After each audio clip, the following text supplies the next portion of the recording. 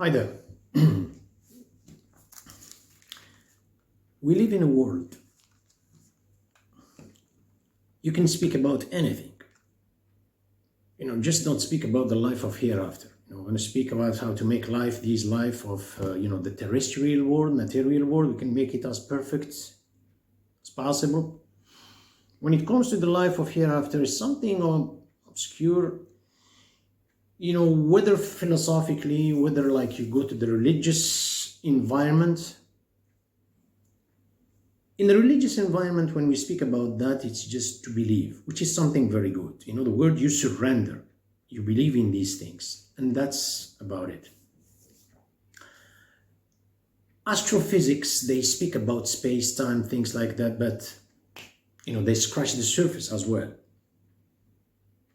Anyway, so we're going to talk about something about that, and this is something that is referred or the sources from the divine book, Quran, and the Hadith as well, and also what our thinkers, I'm talking about the real thinkers, we call them the friends of God, awliya, what they said.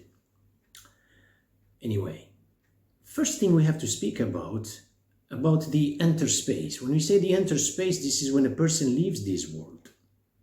Leaves this world, there is a place where he stays, which is, as we call it in Arabic, al-barzakh. Interspace is this place, something that's separating two extremes, this world and the other world. That's a barzakh.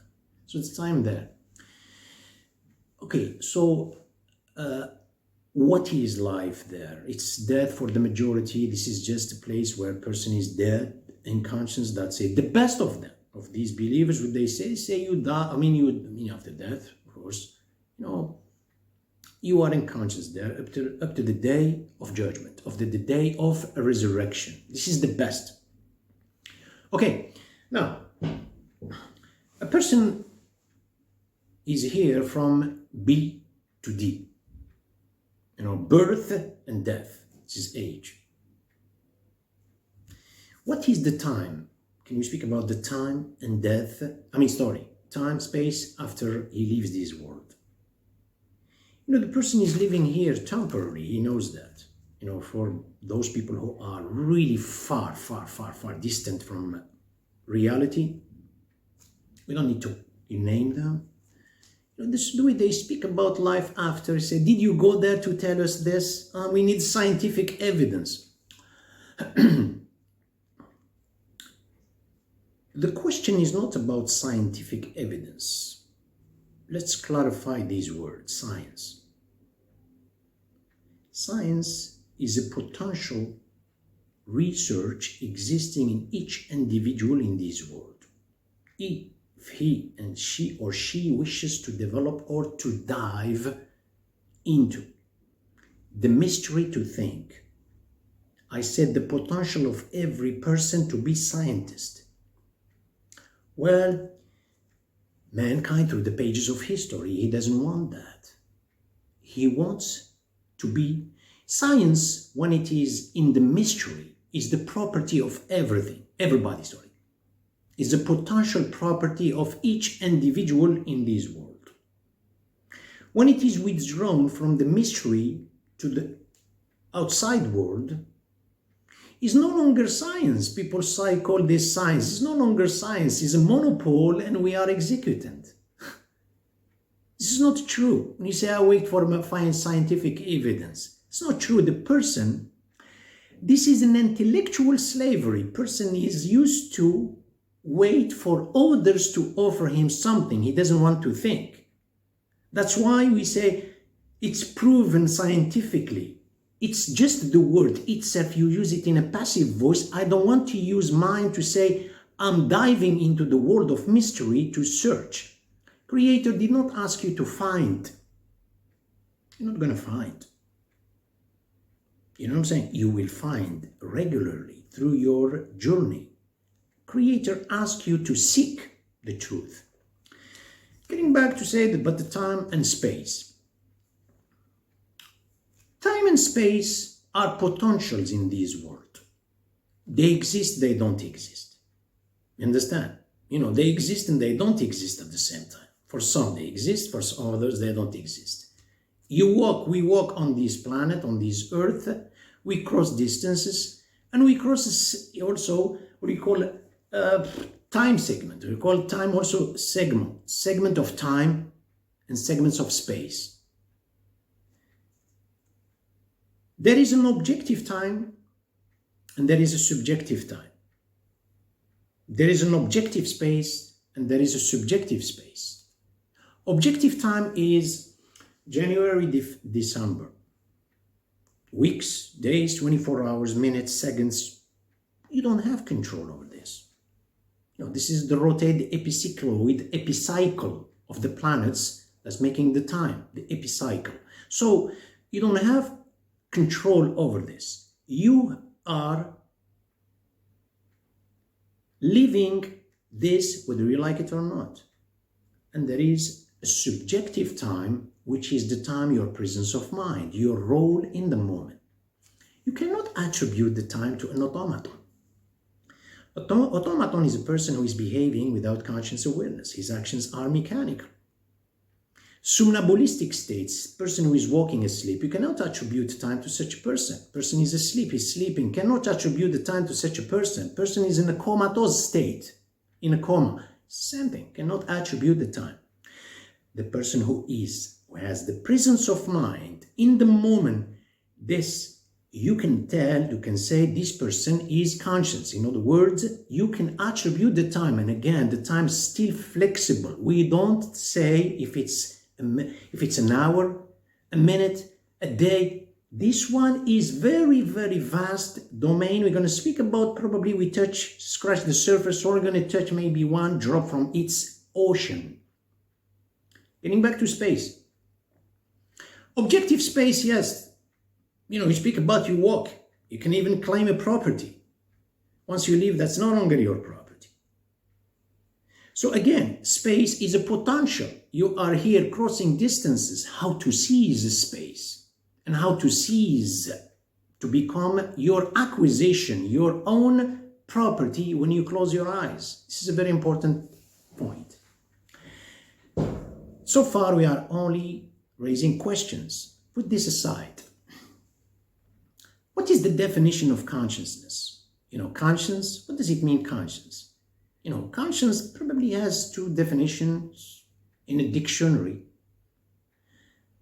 Maybe I'm missing another one, I don't know. That's the way I see it is like presence of mind. You say the person is conscious. In other words, he's not under some kind of like substance, toxics, or like unconscious. No, he is conscious, okay? This is one definition, presence of mind. Second definition is the inclusion of moral values. In other words, you say this person is reliable, she is responsible, decisive, she is compassionate, he is sympathetic, she is empathetic. Empathy is he is gallant. We say attribute, in other words, the inclusion of moral values. This is another definition. But the definition that has never ever found itself, its truth, its limpidity, transparency in a dictionary of life is the inclusion of the observer. You don't find this definition elsewhere. The inclusion of the observer, there is an observer in the subcortical region of the brain that the person is totally, constantly trying to look to please. Otherwise, he would fall in the ether, in other words, in a non-existence, angst.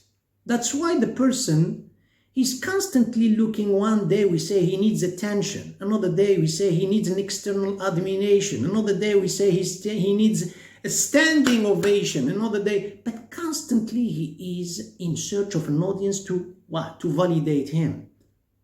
Rest to say, is he in the right audience or in a wrong one? This is a very big question mark, maybe the biggest. So you cannot devoid, person cannot devoid from being susceptible subject exposed to one of the three audiences. The self, creature like him, people, and the absolute, the creator. I said this is the consciousness. We're going to see what is the difference between all of them. We spoke about time, space, and then we say consciousness now. We're gonna speak about math. The math, calculus, I don't know. How can I speak about math when I was the last one in classroom? That was the case, actually. Perhaps I'm good with the number one. We have only the number one that exists in this universe. Celestial world, terrestrial world. There's only one. The number two is only the addition of 1 plus 1. 3 is only 1 plus 1 plus 1. 4, etc. So how come? If the one withdraws itself from this existence, there's no two. The two will take the number one. Actually, it's not its position, it's not its place, it's not its rank. So can we define that? Numbers, calculation, quantification, quantifying measures, they are for human being. Well, God made this, true, He made it, but to human being to know this distance, to know the time, to know where His final destination, to measure. Of course, we need that. When in fact the number one, every number after needs the number one to be validated. But the number one doesn't need anybody. Doesn't need a number two. Now, there is something, a very meticulous thing to focus, to emphasize here. There is the manifestation of the one. I didn't say the multiplicity of God, astaghfirullah. I didn't say that. Pay attention, don't want someone to put words in my mouth.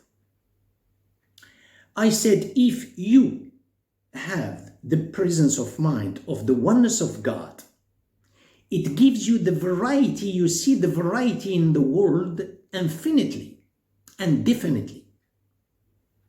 You see the number 2 and 3 and 4. This is the variety of existence in every aspect of life from that oneness of God. Not God's multiplicity. Is your perception, your conception. You see the variety of life through your vision, if you wish to establish this audience, the oneness of God in your mind. So now,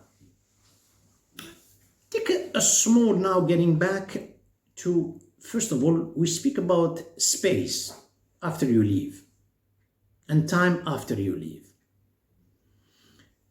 Space here is stagnant, is constant, is dormant. When you stand, we perform actions in life. Do we need standpoint anytime we move? We move or we perform an action. I'm going to give a small example. You need a standpoint, a platform. What's the surface of this platform that you're standing? You want to make like a performance or do an action. How big it is? 50 square centimeter, 1 square meter. How much? It's just here. It's a stagnant. Okay, this is one. I'm talking about space. Again, I'm going to speak about the time. Does the space change or not? It doesn't change. It's the same stagnant. You stand here. How can you say it? It doesn't change here in the physical world. If something is very, perhaps needs something concentration, we have the physical world. This is the physical world that seems stagnant, which is not actually. And we call it in Arabic, alim al-mulk, and then we say al-alim al-malakut. The malakut, that means we include the jinn and the angels. But the metaphysical world, this is the world that it's not stagnant. The world in a constant state of metamorphism. How it becomes like that? Getting back to action performed on this planet, on the world, stagnant world. Take a small rock. Try to drop it like a free fall from the top on the ground, on the solid.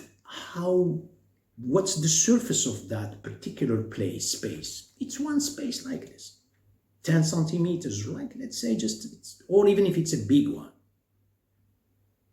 That's it. It's there. It occupies space, in the vast space, it took place in one small surface. Now drop the same rock in the water. What are you going to notice? Okay, it's one place, but does it leave ripples? They spawn from the center towards the periphery. And it all depends on the density of the rock. I don't know if I'm making myself understandable. It goes, this is why. Why the other one? I dropped it in the solid. It didn't leave anything. It's just deck, the shock, okay? But why here we see the expansion? Expansion, we see how it is spawned from the center towards the periphery, okay, horizontally. Why? Is it because of the rock or because of the predisposed, the fluid that is receiving the rock? It's because of the water. The water is flexible. This is water only. What about if the water becomes in its a state of evaporation? It's even big, it takes space. Here we're talking about the water horizontal expansion. If the water in a state of evaporation is gonna go in its not horizontal, not vertical, it's a dimension that you can just say much as like a magma in the center of the earth. It's spawned like this. It's like magma. You know, this is how it goes. So a person, going back to the person, giving the example, someone wants to plant a tree, small tree, a palm tree. You know, he wants to plant a palm tree. A question might arise. He's going to lift it. It's kind of a little heavy. Is the contraction of the muscles first or the lifting of the palm tree first? We don't want to waste our time. First, second, no, it's simultaneous. You know, the lifting of the object needs the contraction of the muscles. The muscles, they need the contraction of the contraction of the muscles. They need the lifting of the object. It happens simultaneously. So the person wants to plant a tree. I say the palm tree. What kind of biceps muscles, what kind of force has participated in this particular action? You have the biceps. You know, the biceps. Deltoid, pectoral, deltoid, deltoid, yes, pectoral, maybe quadriceps in the legs and the, you know, uterus in the back, you know, of the back, lower back. So I try to do, you know, to perform, to make this action, the action rebounds all the way to my legs, to my standpoint, and it goes to develop those, to contract all those muscles. Question, where is action taking place? Where is it taking place? It is taking place here. Look, is the camera is here. Yeah, it is taking place there. But at the same time, it left residues, repercussions after the rebound in my body. You cannot perform without the contraction of the muscles. What did I do? You can almost say that the action took place in my physical body. It's my physical body. You can almost say that the palm tree is not there, it's here in my biceps. In my deltoid, pectoral, there's a palm tree. And the contrast or the opposite is indeed evident. In other words, if I perform or I lift dynamites and I want to throw them on someone, the dynamites are here. And they are in my pectoral, in my physical body. Okay. Do I need, we spoke earlier about presence of mind. I'm talking about the person who has a presence of mind. I said the time is fluctuating, flexible from one person to another, different from one person to another. The person who is behaving without conscious awareness, we cannot talk about this, such a person, an automaton. I'm talking about the person who has a presence of mind. Is there an intention? Before I planted the tree, was there next to it or before that preceded the action in my mind, an intention? Yes. The intention is an encoded memory trace that is inside my mind, It can say inside the neuron. See, look at picture this person, that's me. Miniaturized microscopically. You cannot even see the person, you cannot with very sophisticated material. It's inside the neuron, that's a memory trace. Then here, big difference between one person to another. So it left a trace in the memory. There is an encoded memory inside. So the action is in the objective world, the monde of the outside world. In left traces, or I say residues, repercussions in the physical world.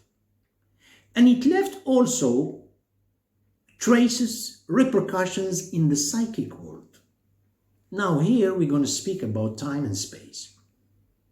The person here is performing this action, the self admiring the self. I'm doing this, I like to do it. I do it in my garden, or I do it in my neighbor's garden, something very good. That's a palm tree. The space is that space, that's it. It's good, we understand it's good, he did something good. Okay? The time, what is the time? He did it like in half an hour maybe. It took him half an hour to plant the tree.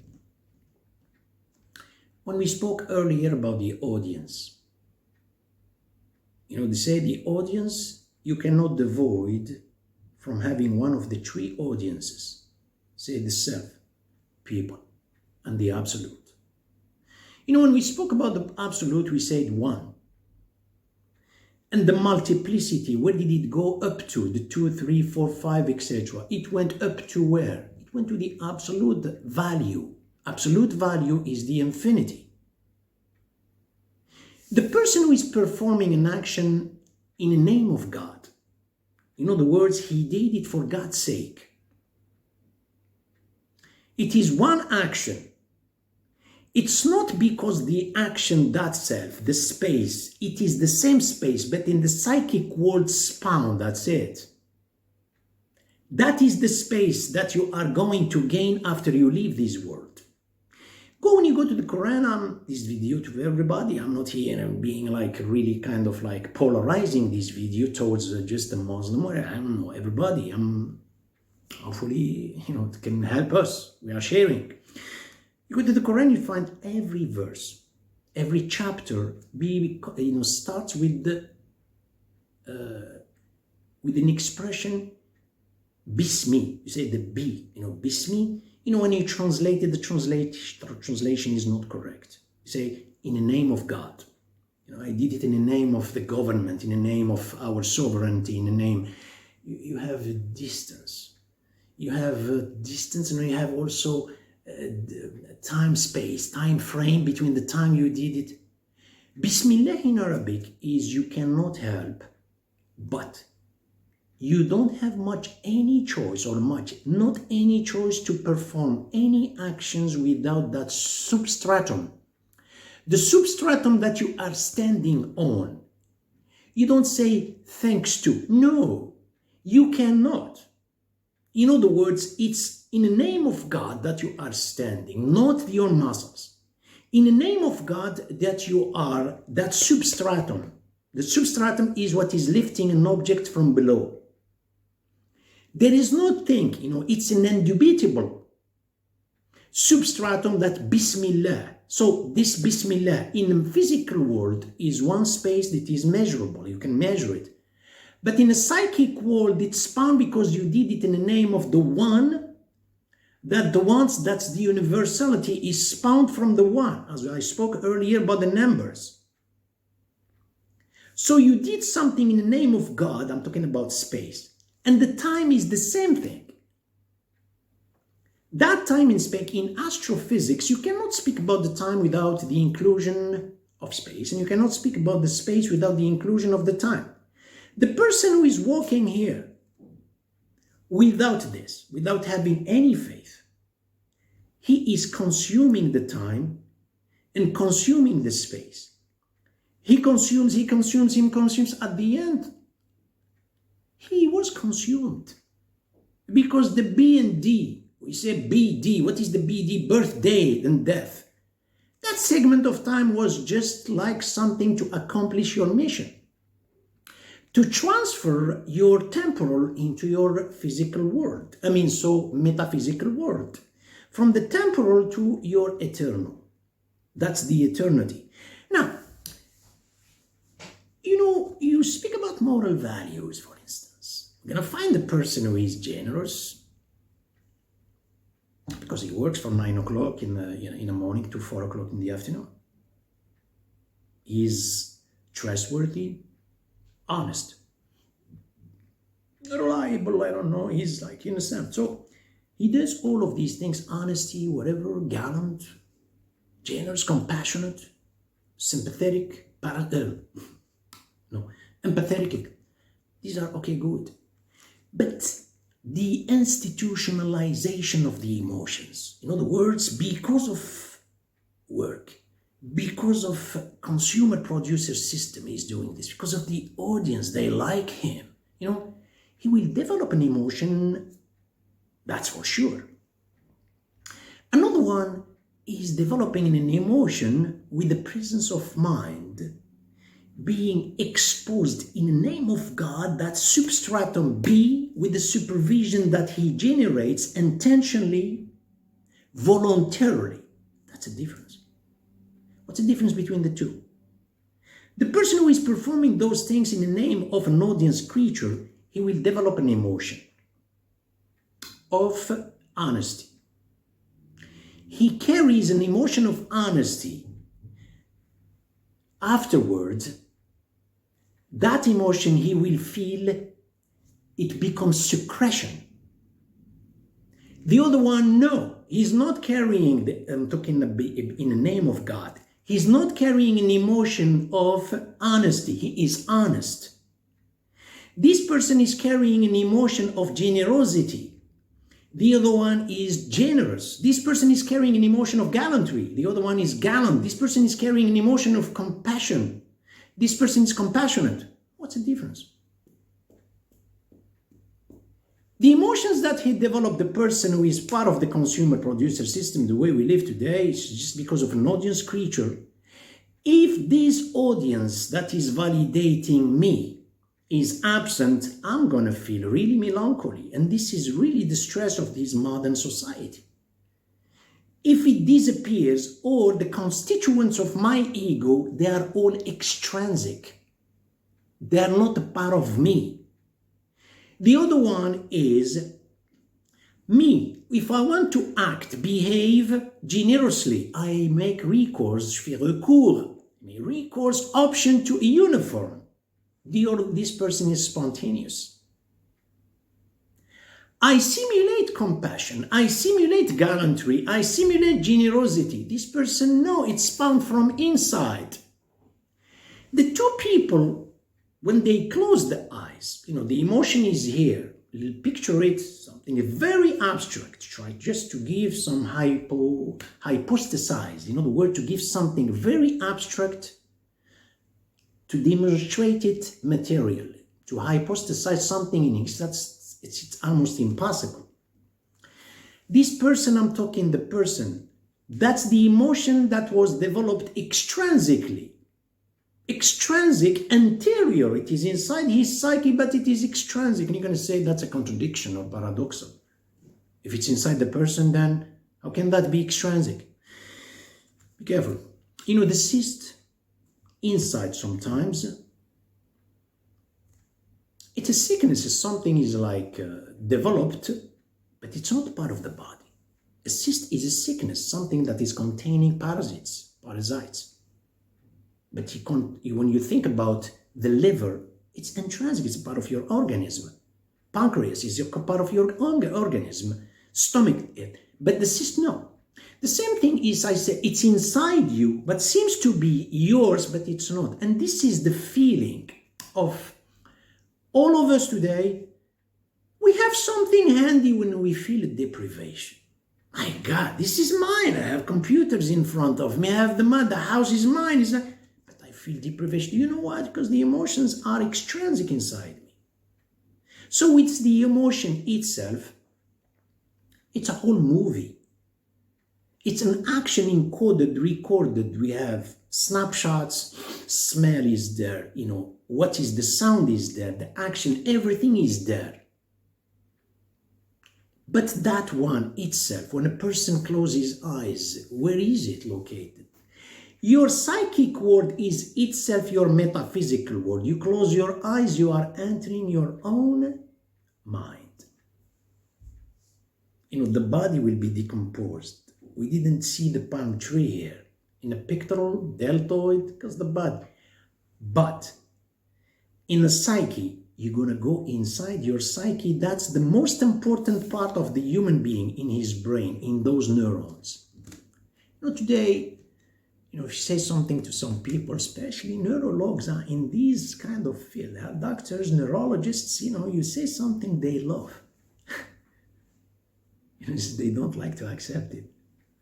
You say the number of galaxies outside in a macrocosm equals the number of synapses inside the person's brain.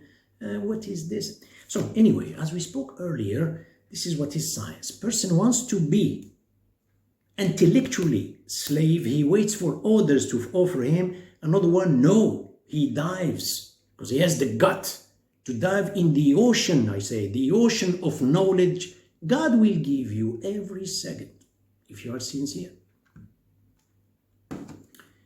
Your mind, we have a macrocosm, we have a microcosm, which is your mind, your brain, nervous system. What is between? You decide. That is the mesocosm. That is relating the two. If the creator is telling you this, now that's the emotion. Picture it as air bubble. Air bubble is flowing. It's inside your brain. It's inside your brain in the material world. It's the world of illusions. You don't see the holographic image of those things, of those whatever actions. You don't see them because it's the world of illusions. We see the world from our own egoistic view. We hear the world from our own egoistic hearing. But in the name of God, the platform and everything will change. Getting back now, we spoke about time, space. Now, we eat and we smell and we admire with our eyes. And when we listen to nice, something beautiful, hear music, I don't know, song. This is what a person who is perhaps standing on an atheistic platform or agnostic or others the same thing. Most of the world is like this today. They don't want to hear, to bother, to think about these things. You are not here to eat. You are here to prepare, to make the taste of the food eternal. To transfer the taste from the temporal into the eternal. You're not here to smell, even if they change the name, the brand of the perfumes. Yves Saint Laurent, I don't know, Pierre Cardin, Madame Rocha, Organza di Vinci, you're changing. You're not here to smell. You are here to transfer the smell from the temporal to the eternal. Hearing the same thing, walking the same thing, every member in the body. Now, I have an apple here. I eat an apple. Look at the apple. It's green. Oh, I have another one. Red. How many colors does it have, the apple? 3, 4, 5. Yeah, let's say. It has 4 colors. I ate the apple. The color is stagnant. The taste is stagnant. And the shape is stagnant as well. I ate it because I'm a consumer. I'm consuming. Another one, no. He is preparing the taste. He ate it in the name of God. You're going to say this is fanatic. No, it's not about fanatic. You eat your hair like you eat a lot. In Arabic, whatever you do it, Bismillah. Say in the name of God. In the name of God, that means You thank God for what he gives you. Yet, you renunciate any power. God, you give a credit to the Creator. This is what is included in Bismillah, in the name of God. You know, you ate it in the name of God. And you say, oh, God who gave me this. And God, and you have that presence of mind of the eternity, the day of judgment. The day of judgment is the day, but you have that in your mind. Do you know what you're doing? What did we say earlier about the number one is one? But from the one is spawned the variety. How far does it go, the variety, the two to unlimited, to where? To the billion, to the zillion. Make sure that the apple color, the shape, the taste will be variable all the time. You eat it. This is written in the Quran, by the way. وَأُتُوبِهِ مُتَشَابِهًا. They eat, say, oh, that's the one we ate earlier. No, they find a different taste. Why?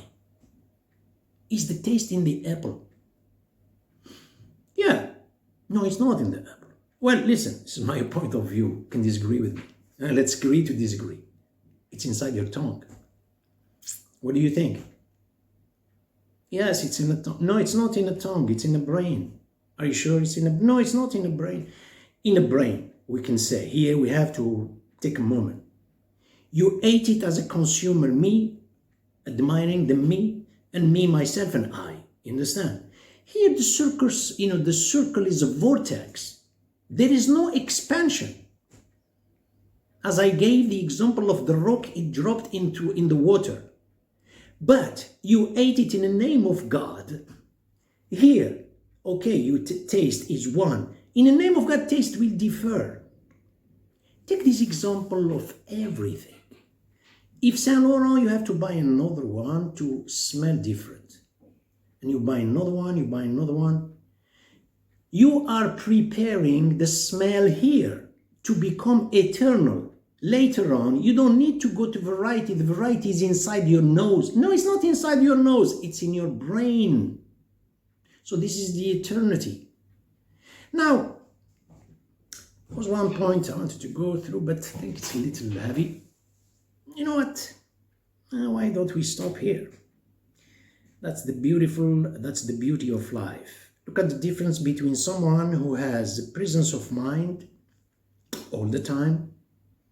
He's fanatic, he thinks about God a lot.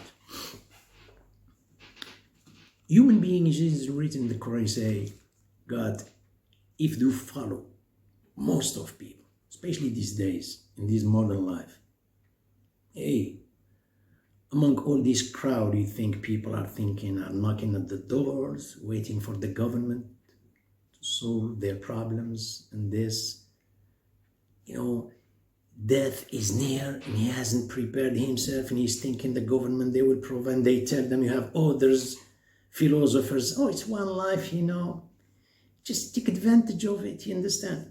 Do you really think you are here for that? Do you really think you are here to consume yourself? You are, you know, deeply inside you. That's not true. You are here for something. The only thing is, reality, as the French people, they say, la vérité blesse. You know, reality, in English, say, is not always to be spoken or to be divulged. Listen, it's always pleasure. May the Lord bless you and bless every person on earth. See you soon.